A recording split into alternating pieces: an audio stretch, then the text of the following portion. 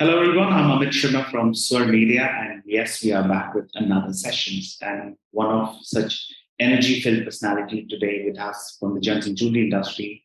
Let's welcome Mr. Dhiaan Srinivasan, full-time director of Emerald Jewelry Industry. Hello Dhiaan, we welcome you today at this talk session with SVAR. How are you doing today? Hi, Amit. I'm doing fantastically well. How are you? Doing fine. Thank you so much for asking.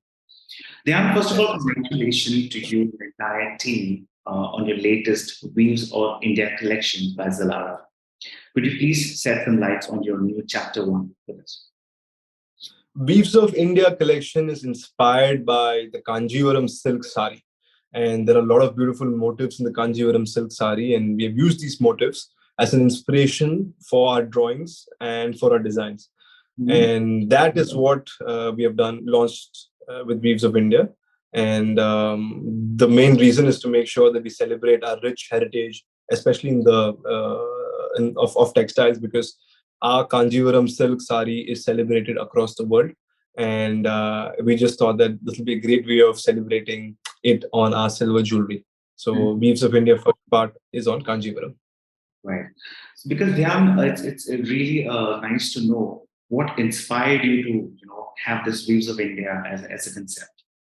What inspired us to have Weaves of India as a concept is what is when we were looking at all the possible options in terms of what could be done to make sure we have a fresh new collection. We said that, you know what, why don't we look at our textile counterparts, because jewelry and textile go hand in hand, and it's very important to learn different styles, different motives, and different way of designing from our textile counterpart, and therefore we just stumbled upon to Kanjivaram. And once we stumbled upon to the idea of Kanjivaram, it was a breathtaking process in terms of designing, making samples, and using those traditional motives, but also creating a contemporary sort of a design, like an Indo-Western sort of a design, and making sure it appeals to a younger target audience also. And the target audience to which Zilara usually talks to, I'm not sure that they would have ever worn a Kanjivaram sari. They would have heard about a Kanjivaram sari, but I'm not sure if they would have worn a Kanjivaram sari, especially because Zilara is like a pan-India sort of a brand. So this is a first attempt towards like talking about all the beautiful things that is happening around us, especially in the textile front. Mhm.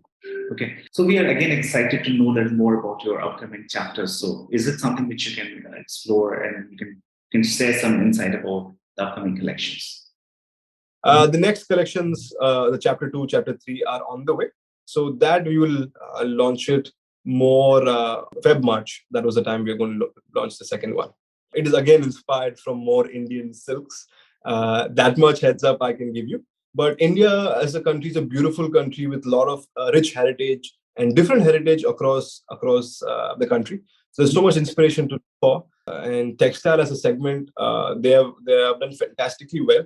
And a lot of these silk are very, very, very famous across the globe, right? So we're going to use one of those as inspiration, and then work on our next collection.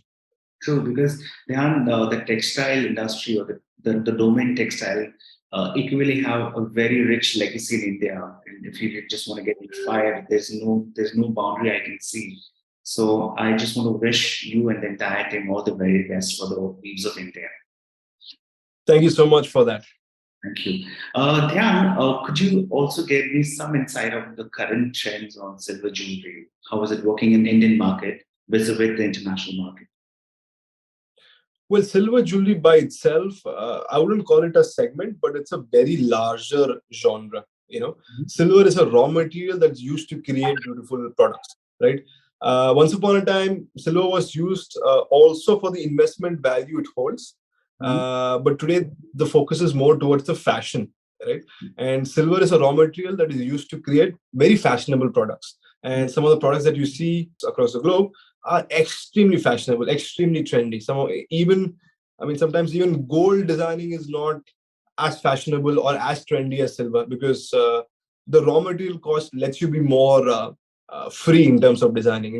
Gives you the artistic license to explore and to find new trends that could be revolutionary that could be, there's no boundary with which you're working on. So silver by itself is a largest segment.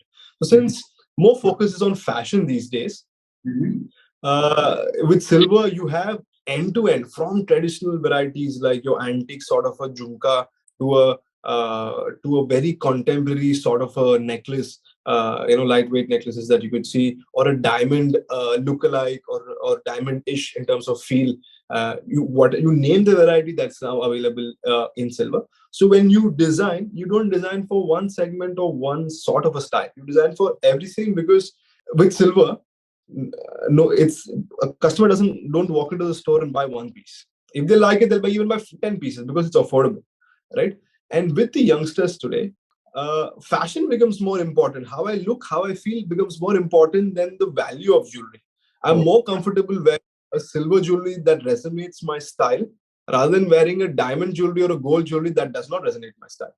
How I look and how that jewelry accentuates to me, that adds more value, right? Because sometimes we use jewelry to define us, but today's people feel that we define the jewelry, right? I mean, just by wearing a big kada or a big piece of jewelry, I'm nowhere bigger or smaller, right? We define the jewelry. So fashion and style, and that becomes the forefront of design. So to ensure we have a right balance, we create designs in all different segments. Thereby, when a customer walks in, for an office wear, the customer has a product. For an occasion where the customer has a product. If a customer is wearing a traditional sort of a clothing, there's a product to match with. If the customer is wearing a sari, there's a product to match with. So you name the style of clothing the customer is going to wear, and the style with which the customer is going to look outside, we have a product for it. Great, great. Yeah. If I want to try to understand about the artifacts category of the jewelry, because jewelry already is vast explored under the leadership of you and the Zilara. Can you give me insight about the artifacts part of it? So artifacts by itself, I would not call it a category. It is part of the gifting category, right? Gifting is a huge segment, and usually jewelry is being bought to either be adorned by oneself or to gift, right? With gifts, everybody wants to personalize gifts towards the requirements or the likes and the dislikes of the person that we're going to gift it to, right? And artifacts actually gives you that opportunity to find a gift that's suitable for that individual. And usually gifting, I mean, coins are very usually gifted. It's a safe gift. With these artifacts coming in, and with silver being used in a lot of these artifacts also, the opportunity to gift, or the kind of variety that you can gift, has increased significantly, right? So now we no longer can complain that we don't have choices in terms of what to gift. Right? There are a plethora of choices. It is just that we just need to go to the store, right stores, and just find those artifacts and find those gifting materials that can be gifted to a loved one. All right. Okay. So Dhiaan, when we try to understand you as a retail brand, how are your plans for going overseas, and how are you planning to cater to the pan-India requirements? Right now, the focus is on India, because as a person once beautifully said, forget about make in India. Think about make for India. Okay. Right? Forget about make in India, but think about make for India. India is so huge that it's impossible to cater to every segment across the country.